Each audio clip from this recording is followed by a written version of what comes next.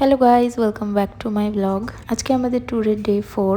Day 3 ব্লগে আমি বলেছিলাম আমরা ছত্তিশগড় এক্সপ্রেস করে আগ্রা থেকে অমৃতসরের জন্য রওনা দিয়েছি, কিন্তু আনফর্চুনেটলি আমাদের ট্রেনটা 6.5 ঘন্টা লেট করে আমরা প্রায় দুপুর 1টায় অমৃতসরে নেমেছি। যেখানে আমাদের সকাল 7টায় নামানোর কথা, সেখানে আমরা দুপুর 1টায় নেমেছি। তো আমাদের হাফ বেলা ওখানেই ওয়েস্ট হয়ে গেছে ট্রেনে বসে বসে। তো আমরা নেক্সট চলে যাচ্ছিলাম আমাদের হোটেল রুমের দিকে। ফ্রেশ হয়ে রেডি হয়ে নিচ্ছিলাম। আগে যাব আমরা লাঞ্চ করতে, দেন লাঞ্চ কমপ্লিট করে আমরা যাব গুরুদ্বারা দর্শন করতে। সো আমরা বেরিয়ে পড়েছি সবাই রেডি হয়ে। আমরা একটা রিক্সা নিয়ে নিয়েছিলাম, এখান থেকে কিছুটা ডিস্টেন্সে একটা ধাবায় যাব খেতে। তারপর রিক্সায় করে আমরা পৌঁছে গেছিলাম পাল ধাবায়। তো আমরা আমাদের লাঞ্চ কমপ্লিট করে নিচ্ছিলাম, নিয়ে আমরা সঙ্গে সঙ্গে বেরিয়ে পড়বো গুরুদুয়ারার উদ্দেশ্যে। পাঞ্জাবি স্ট্রিটের আশেপাশে বেশিরভাগ এই কম্বল, লেদার জ্যাকেট, সালোয়ার স্যুট, এইসব জিনিসপত্রই বেশিরভাগ দোকানপত্র দেখা যায় আশেপাশে। এই তো রিক্সায় করে আমরা পৌঁছে গেছি গুরুদুয়ারা যেখান থেকে যায় সেই রাস্তায়। এর আগে বেশি রিক্সা যায় না, এখান থেকে আমাদের হেঁটেই যেতে হবে। গোল্ডেন টেম্পল যাওয়ার যেইটুকু রাস্তা হাঁটা পথ, সেই রাস্তাটা দেখতে এত সুন্দর মনে হচ্ছিল সারাদিন এখানে দাঁড়িয়ে ফটো তুলি। জাস্ট একটা ফরেন ভাইব দিচ্ছিল এখানকার স্ট্রিটগুলো, ভীষণ সুন্দর ছিল।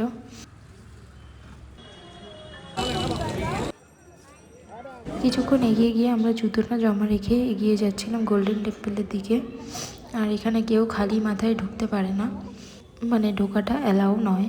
তাই মেয়েরা মাথায় ওড়না আর ছেলেদের একটা স্কার্ফ টাইপের মাথায় বেঁধে দেওয়া হয়, যেটা গুরুদুয়ারার বাইরেই প্রোভাইড করা হয় সবাইকে। তারপর আমরা ভিতরে চলে গেলাম গোল্ডেন টেম্পলের দিকে।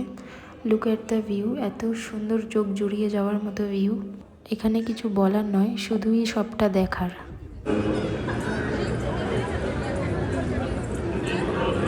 গুরুদুয়ারা দর্শন করে আমরা বেরিয়ে পড়লাম।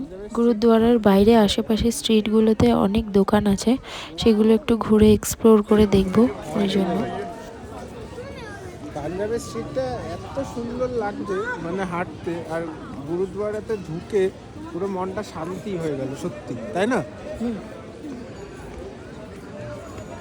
গুরুদুয়ারার আশেপাশেই স্ট্রিটে একটা মিষ্টির দোকান আছে, সেখানে আমরা কিছু স্ন্যাক্স খাবো বলে ঢুকে বসেছিলাম, কিন্তু তখনই ভীষণ বৃষ্টি শুরু হয়ে যায় ওখানে।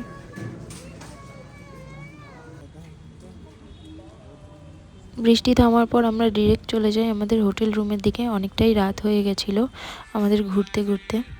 তারপরে এইসব এদের পাগলামি চলছিল। বউ হচ্ছে ঘরের লক্ষ্মী, বউ যতক্ষণ খুশ থাকবে তোর লক্ষ্মী আসতে থাকবে। খুব আনন্দ করছিলাম আমরা। এই তো আজকের ব্লগটা এই পর্যন্ত, দেখা হচ্ছে নেক্সট ব্লগে। Tata, by.